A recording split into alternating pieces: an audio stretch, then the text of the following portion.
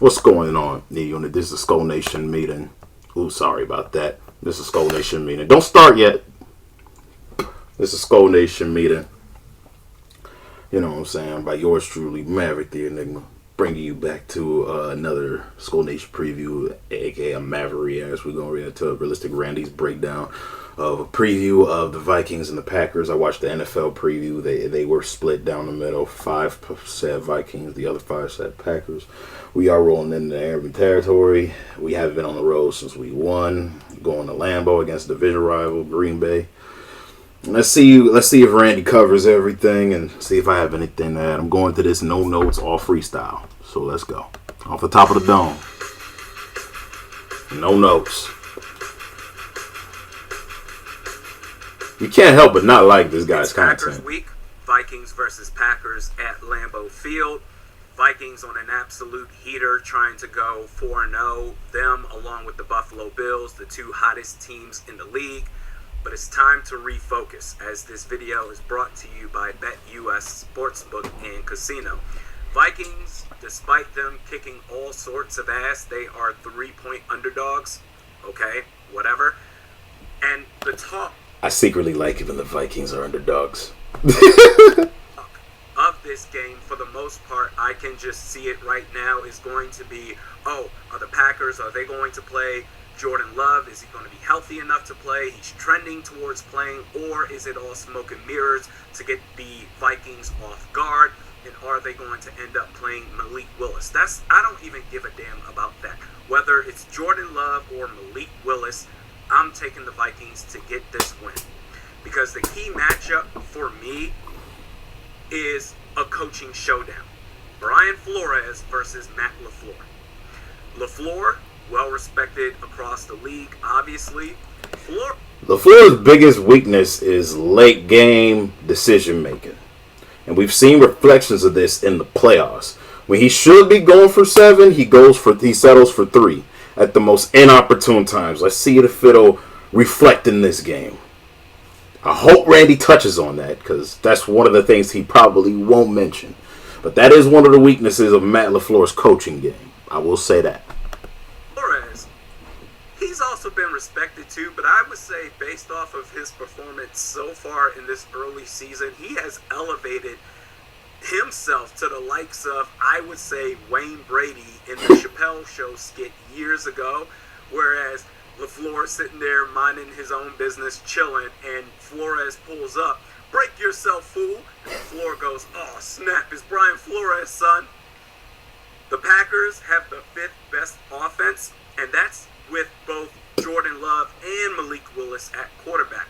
However, the bulk of their damage offensively has been done on the ground. They have the number 1 rushing offense, 3rd fewest pass attempts in the league, number 1 in rush attempts. However, it's a bit of smoke and mirrors. If you run with that stat, you're going to think that the Packers are simply the second coming of a Jim Harbaugh 49ers led team or Mike Zimmer led team, where run, pass, defense. That hasn't been the case, because with Jordan Love, before he got hurt, the game he got hurt against the Philadelphia Eagles week 1, he had 34 pass attempts. Malik Willis, who has served as the starting quarterback the last 2 games, 33 pass attempts combined. So with Malik Willis, Matt LaFleur, and the Packers, they want to play it safe. With Jordan Love, even if Jordan Love ends up playing, if they want to pick up where they left off, as far as against Philadelphia, and he's going to have 30-plus attempts, you got to remember, he's had 2 games off, didn't look great against the Eagles, had a turnover, and completed only 50% of it. Exactly. Underneath Jordan Love, the Packers gave up like a 3-score lead, bro. They choked away a 3-score game. You know what I'm saying? With Jordan Love having the ball on times, man. So part of me is beginning to question: is it because of Jordan Love that they're losing? That they was losing earlier? Because Malik Willis comes in and you don't have him throw the ball a whole bunch. They end up winning. But then again, outside the Eagles, their opponents have not been as tough. So I don't know what to chalk it up to. deflect his passes. And now you're going up against the fire that is a Brian Flores-led defense. And make no mistake about it, if you as a Packers fan want to sit there and say, yeah, well, look at what Jordan Love did last year to a Brian Flores-led defense, albeit Jordan Love went all the way off. This is a different defense. Okay, the personnel has been flipped upside down. Well, that's because we have a lot more youth and fresh legs. You know what I'm saying? We had Daniil Hunter on the edge, and he was our only edge rusher last year. We have 3 edge rushers in Dallas Turner, John Bernard, and Andrew Van Ginkel. Shoot, Jahad Ward can get some pressure. You know what I'm saying? The guys up front, and Bullard and Horrible Harry and Taki Tamani, they can get pressure. You know what I'm saying? We have it's a whole revamped defense. And on top of that, our secondary has improved. Byron Murphy's still a question mark, though. Like, I hope he doesn't get dunked on too hard this game. Pass rushers with Blake Cashman as an inside linebacker, you have, my goodness, as far as just with this team alone, you have 2 players that would qualify, at least maybe even 3 players if you include Josh Metellus, but definitely 2 players, edge rushers, that would qualify as the team defensive player of the year in Jonathan Grenard and Andrew Van Ginkel. Johnny G. The personnel is totally different compared to last year. Harrison Phillips is playing like a true nose tackle. So if you think it's the same as what it was in 2023, you've got another thing coming. Malik Willis or Jordan Love, I think he is going to turn out to be a good player. He had a hell of a second half last year, but I think at this present moment, even if he does play, he's going to be trying to get his footing in order, his bearings, if you will, because he didn't look good against Philadelphia. 2 games off since then, coming back from injury. Why should we expect for him to all of a sudden to light it up on the football field? We're going to get to... Hey, having 2 weeks off, he's going to show a little bit of rust, and the Vikings have to take advantage if he's going to play. The Vikings offense versus the Packers defense. But first, sign up for BetUS Sportsbook and Casino. Get a 100 all that to win MVP, and Sam Darnold plus 1,800 to win MVP.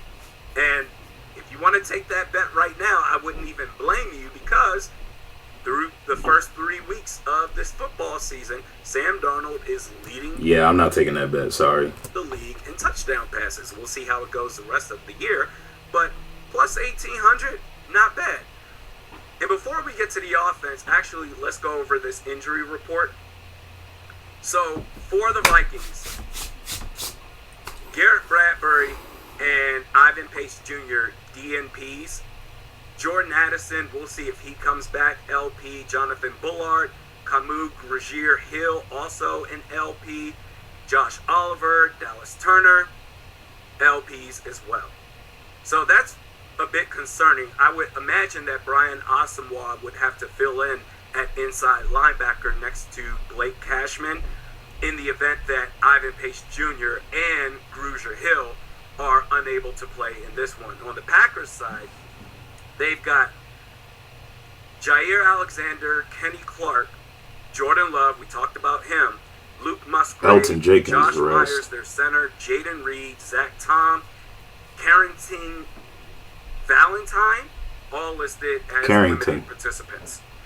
But going back to the Vikings side, there's no mention of Brian O'Neill, which is good stuff right there. If you remember, I love it. At some point he was on the injury report during the Texans game, and Kessenberry had to come in filling for the injured 75. Apparently, he's good to go. David Q was also awesome. Good to go. Sam Darnold listed as a full participant. It was a bit dicey there when he went down with that leg injury, but missed just one play and came back in. Yeah, he was good. We're in a good spot. For this Vikings offense, I think the key matchup here is Kenny Clark versus Garrett Bradbury, or in the event, because Bradbury is a DNP, so far anyway, in the event that he can't play, Kenny Clark versus Dan Feeney. I will say, in Bradbury's defense, it's a bit of a yin and yang situation. as far as him versus big name interior defensive lineman. Week 1 against the Giants, Dexter Lawrence, he was downright awful. Week 2 against the Niners, Javon Hargrave didn't really do much of anything. No, we limited him. With that said, Kenny Clark has been the kryptonite to Garrett Bradbury for his entire career. So that's the key matchup for the offense. Also, I really don't want I don't want the version of Kenny Clark that's just a monster. You know what I'm saying? Because Kenny Clark, he isn't as consistent game in and game out. You know what I'm saying? I just don't want the consistent version of him to show up. The run game versus the Packers front seven. Packers have the 10th best run defense. However, the last 2 games against San Francisco and Houston, Minnesota has 264 rushing yards combined. In which case, both of those teams, talked about Green Bay, 10th best against the run. Houston and San Francisco are better than Green Bay versus the run. I have no doubt that the Vikings will get on. Like for teams that are so good against the run, you would think that they would have been able to limit Aaron Jones and Ty Chandler. And like last week against the Texans, they may have limited Ty Chandler, but they didn't stop Aaron Jones whatsoever. On the ground, also against the Packers. By the way, I haven't mentioned this enough. Definitely during the live stream several times, but not during the standard videos. The run blocking this year by the Vikings offensive line has been absolutely elite. I mean, I know that Aaron Jones, who by the way, he's seeking his revenge game against Green Bay. He's a better running back than Alexander Madison, sure. Million times. The run blocking has been so much better compared to last year. It's been like night and day. Set Hut, and my God, the amount of lanes that get created off of the snap to where Aaron Jones gets untouched by the time that he finally faces any sort of contact through these first 3 games, for the most part, it's at the second level. It's been incredible. Aaron Jones wants to show the Packers why they were wrong in not bringing him back. Then you get to Sam Darnold, who we have to also, it's not just Sam Darnold, it's Sam Darnold with the play calling of KOC. Kevin O'Connell, yup. You've got Justin Jefferson. You've got Kevin O'Connell for president. Okay, let me stop. Jalen Naylor. I mean, if Jordan Addison can finally make his return, that's a bonus. You're going up against a secondary that I think can be had. Jair Alexander is massively overrated. I understand. Thank you for saying that, because I'm going to make a list on the most overrated players from every team, and you know Jair Alexander is going to be on that list. He talks all of this about how he's one of the best corners in the league, but he only presses on his assignment when he knows he has safety help over the top. The game, the so-called Jay Jetta shutdown, he had safety help literally every snap. If you go back and watch the footage, bro, he can't even hold Jordan Addison one-on-one when Jettas was out last year, bro. He can't even hold Jordan Addison one-on-one. So what makes you think he can hold Jettas one-on-one? We talking one-on-one. Now with safety help over the top, we're talking about one-on-one. The Packers team shut down Jay Jettas. Jair Alexander by himself did not do shit. Has 2 interceptions on the year. Got a pick 6 last week. Good for him. But you got a pick 6 against Will Levis. Exactly. It's easy to get a pick 6 against him. It's easy. Quite honestly, every single game against the Packers, specifically Jair Alexander, it's like I'm rooting for your downfall. The Packers, it's a fun rivalry for me. I don't take it personal. But Jair Alexander, I think, is a pompous ass. I think he's clearly insecure about Justin Jefferson. He had that one game where he's insecure about Jordan Addison too, because the last time he went against Jordan Addison, he got cooked bad. I can't remember what year it was. Maybe it was 2 years ago, or maybe the last year of Mike Zimmer. I'm not sure, but the one game he had at Lambeau Field, it was a night game.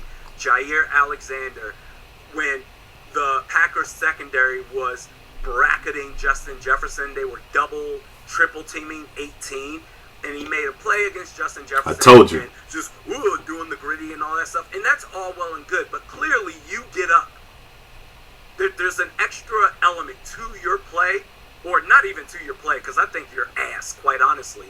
You're massively overrated. Massively. But there's something about playing Justin Jefferson, who's never said anything to you, about you, doesn't even really care that you even exist as a football player, but you get up for that game. You get hyped up. You shake your ass. So every chance that I can watch Jair Alexander, I think it's because Jared knows that Jettas is the best receiver in the game. That's really what it is. Jair knows that he's the best. Jair knows that that Jettas is the best receiver in the game. I think that's primarily what it is, bro. To tell you the truth, and he wants to be known as the guy that can clamp the league's best receiver. That can clamp, but you can't even clamp his Robin, which is Jordan Addison. You can't even clamp him. Like, shut your trap, man. Xander, suck ass on the football field. I revel in it. And for Sam Darnold, see, look at that. Exactly what I'm talking about. He can't even hold Jordan, man. He can't hold J.A. How do you expect to hold Jettas when you can't hold J.A.? How do you expect?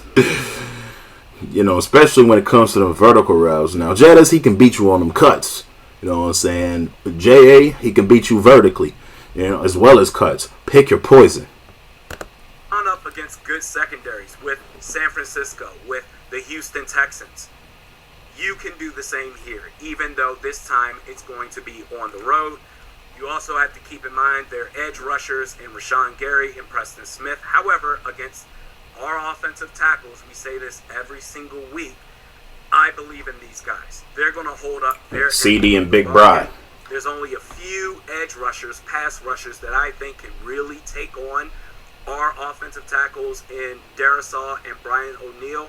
And as good as the Packers are in that department, I don't think they meet that level against our guys, respectfully. I'm going to say the Vikings win this game. They go to 4-0. They win this game 27-17. Your thoughts in the comments section. I had it 3 points less on each side, 24-14. It could be worse if Sam Darnold starts out hot. Like, if we start out hot on offense, it could be worse. I think if the Packers are going to try to win, they're going to try to get an early lead. But Sam has to be level-headed and respond, because the Vikings have not played from behind yet. And considering this is a division opponent, this could be a situation of adversity where we're playing from behind. But we had good luck inside Lambeau last year. Maybe it'll be the same this year in Lambeau. You know what I'm saying? This will be a great test for Sam Darnold in the offense. If there's anything he did not comment on, I want Rashawn Gary to be completely limited. You know what I'm saying? But I think against our edges, like, you know what I'm saying, it doesn't matter who's attacking our edge, be it Preston Smith or Rashawn Gary. I think they'll have a tough time getting past Big Brian CD. Okay? And even if one of them goes down, Quessenberry is solid. And then if there's anything strategically that I want the offense to take advantage of, is the middle of the field. You know what I'm saying? Wherever Quay Walker isn't, throw there. Because Quay Walker, you know what I'm saying, he'll cover a good amount of the middle. But, you know, if he's not, but if you throw it in an area where he's not, especially when they're in zone coverage, it's going to be easy yards. Because, like, their coverage running backers outside of Quay Walker aren't very good. I'm going to be honest. And then if you're going to throw deep, don't throw where Xavier McKinney is. You know what I'm saying? Xavier McKinney is easily the best player in the secondary, because they let Darnell Savage go to the Jaguars, and they shouldn't have done that. And then I don't know if Eric Stokes is on this team, but you can pick on Eric Stokes regardless of who he guards, rather it's Jettas or J.A. or Speedy, or, you know what I'm saying? It doesn't matter who Stokes guards, especially if it's man coverage. Trust your receiver to beat Eric Stokes, because he's trash too. I mean, you can pick on either of them, but I like picking on Eric Stokes because he was a high draft pick and he sucks. So, yeah, man. But, yeah, the offense needs to attack Eric Stokes. And as far as the middle, do not throw where Quay Walker is. And Sam, if you're going to attack deep, do not throw where McKinney is, unless your receiver is miles ahead. You know what I'm saying?